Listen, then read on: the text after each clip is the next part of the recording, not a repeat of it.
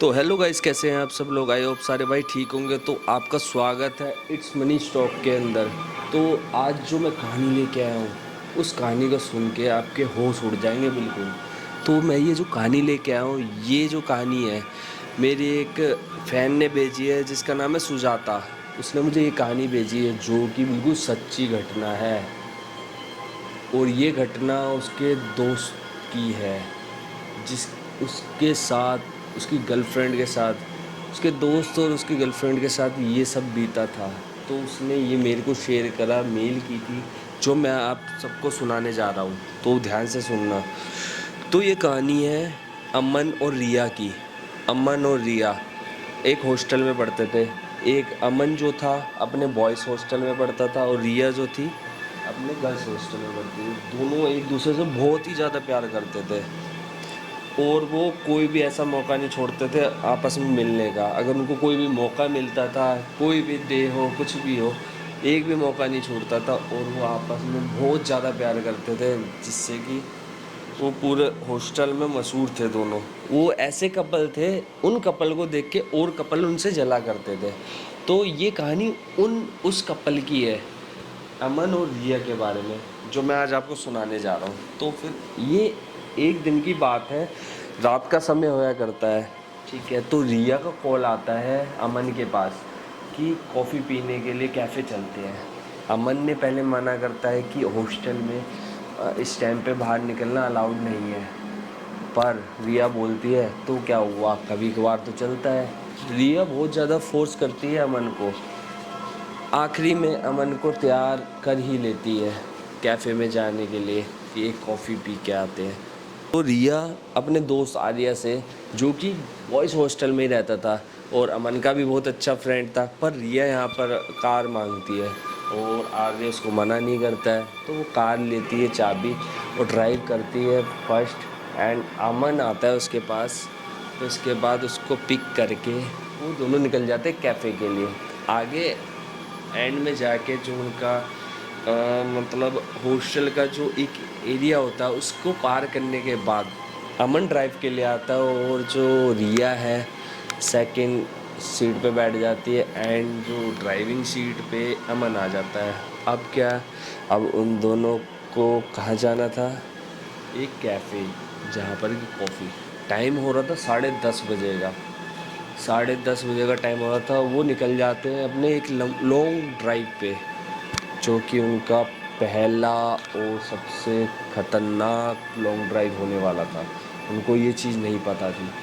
तो वो निकलते हैं, उनको सुनसान रास्ता मिलता है, वो चलते जाते, बट वो ऐसे कपल थे, मतलब उनके अंदर ऐसा कुछ था, लविंग केयरिंग, मतलब वो बात करते करते उस सुनसान रास्ते पे चलते जा रहे थे। कम से कम 45 मिनट चलने के बाद उनकी गाड़ी एक ऐसे सुनसान रास्ते पे ख़राब होती है जहाँ पर कि आसपास कोई परिंदा तक पर नहीं मार सकता था। वहाँ पर आसपास ना तो कोई दुकान थी, ना कोई घर था, और ना ही कोई बंदा दिख रहा था। वहाँ पर उनकी गाड़ी ख़राब हो जाती है। अमन फिर नीचे उतरने की कोशिश करता है, पर उसे थोड़ा सा डर लगता है, वो नहीं उतरता है। गेट खोलने के बाद फिर दोबारा बंद कर देता है, और उसके बाद रिया से बोलता है, रिया गाड़ी ख़राब हो गई है।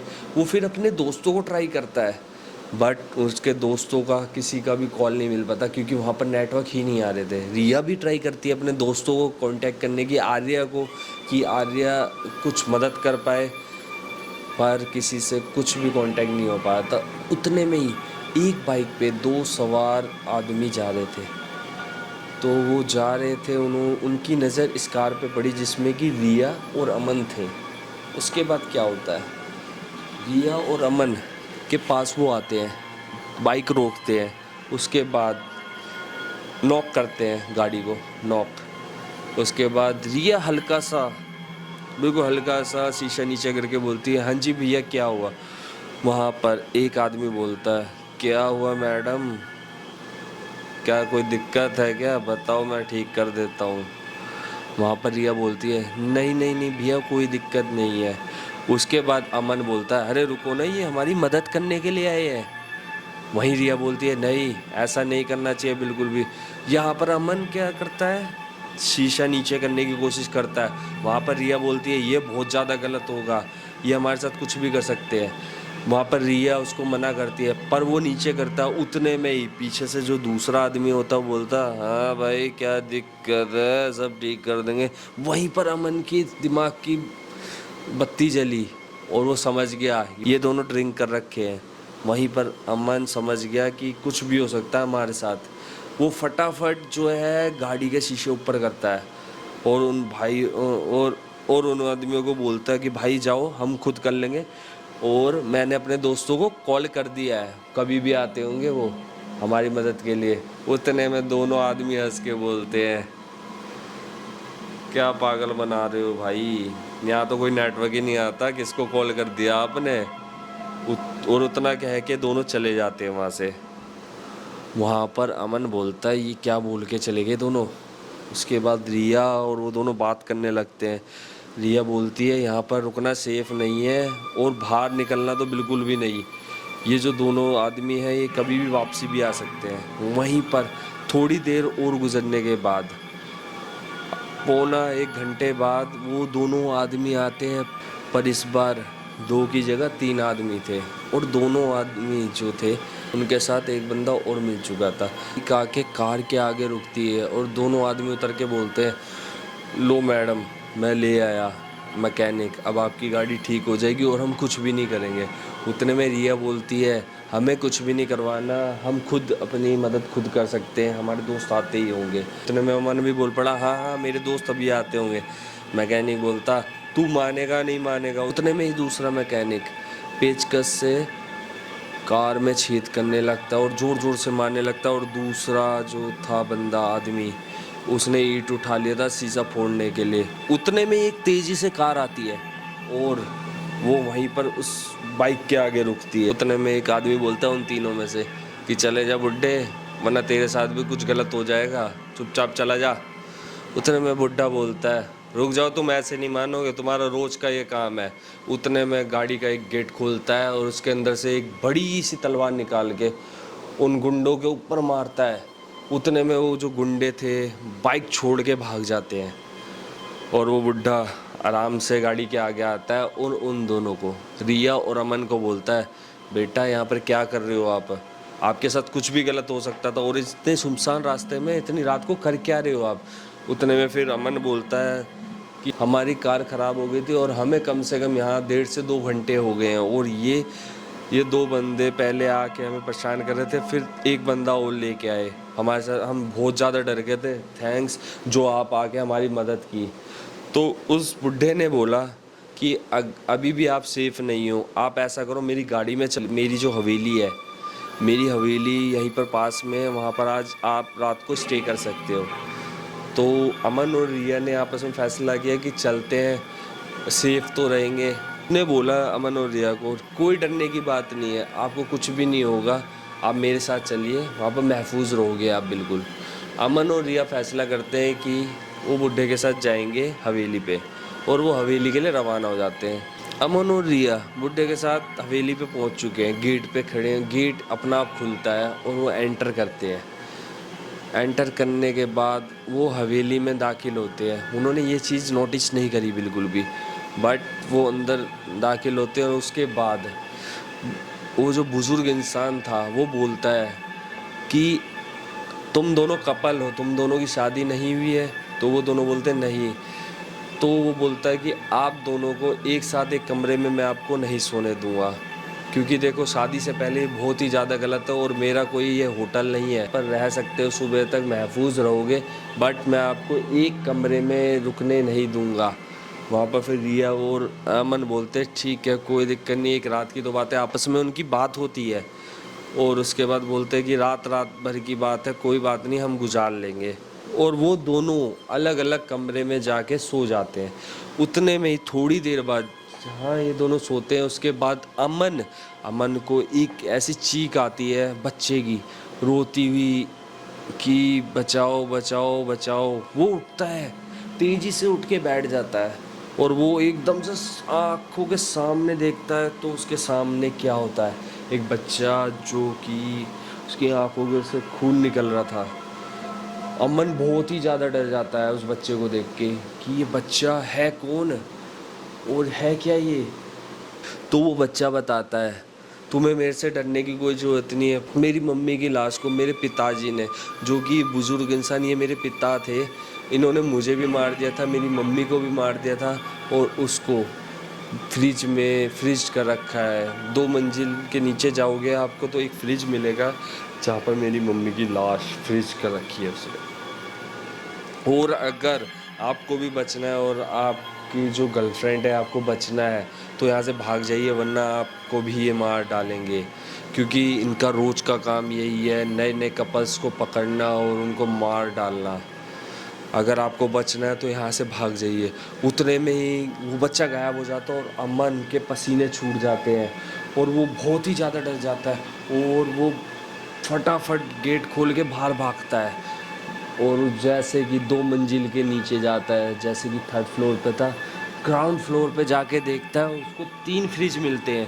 पहला फ्रिज जो खोलता है उसमें एक आदमी होता है, दूसरा फ्रिज खोलता है जिसमें कि वो औरत जो कि जिसे वो बोला था मेरी माँ कैद है, वो फ्रिज कर रखी है। अब अमन बहुत ही ज़्यादा डर गया था और पसीने में लथपथ और इतना डर गया था कहने की बात नहीं। और तीसरा फ्रिज देख के उसकी हिम्मत नहीं हो रही थी उसको खोलने की, पर उसने हिम्मत जुटा के उसको खोला और उस फ्रिज में उसे एक बच्चा मिला जो कि उसके कमरे, जिस कमरे में वो सो रहा था और एकदम से सामने आया था वही बच्चा उसमें फ्रिज हो रखा था, मतलब उसकी लाश मिली उसको।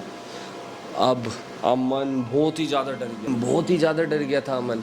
और उसके बाद पीछे से एक हाथ आता है उसके पीछे और एकदम से शॉक हो जाता है अमन और पीछे मुड़ के देखता है तो वो बुढ़ा था। और उस बुढ़े ने बताया कि मैंने तुम्हें बोला था ना घर से बाहर नहीं निकलना कमरे से, फिर तुम निकले, अब तुम्हें मरना पड़ेगा।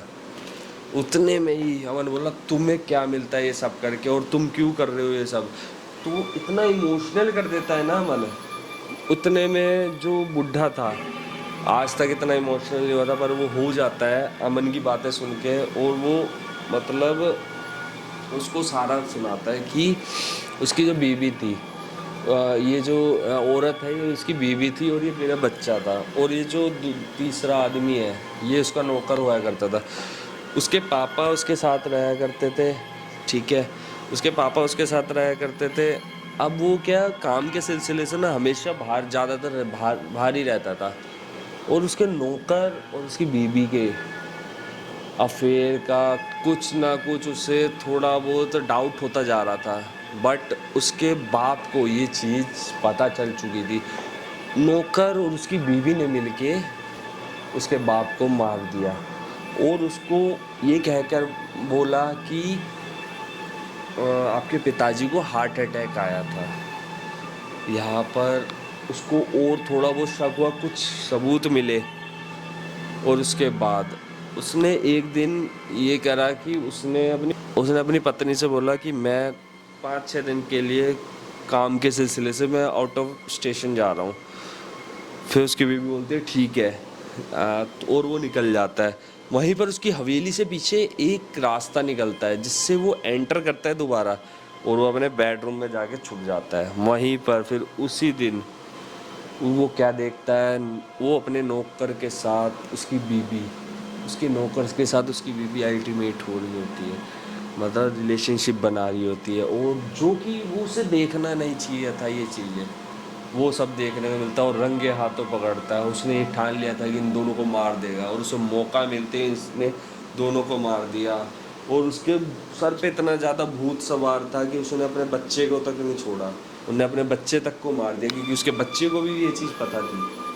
तो यहाँ पर उसने अपने बच्चे को भी मारा। उसने ये भी ठान लिया था कि वो अपने आप को भी मार देगा, पर उसके अंदर ये इतनी हिम्मत नहीं थी कि वो अपने आप को मार दे, क्योंकि 3 मर्डर करने के बाद उसका गुस्सा बहुत ही ज़्यादा ठंडा हो चुका था, वो अपनी जान नहीं ले सकता था। अब इसके बाद अमन बहुत ज़्यादा डर गया था और उसको उस बूढ़े आदमी ने बोला अब तुम नहीं बच पाओगे बेटा, तुमने बहुत बड़ी गलती करी ये सब जानकर। उतने में पीछे से एक बहुत तेजी से डंडा आता है और वो बुढ़े के सर पे पड़ता है और बुढ़ा चकरा के नीचे गिरता है और उतने में पीछे से देखा तो रिया ने ही डंडा मारा था वो।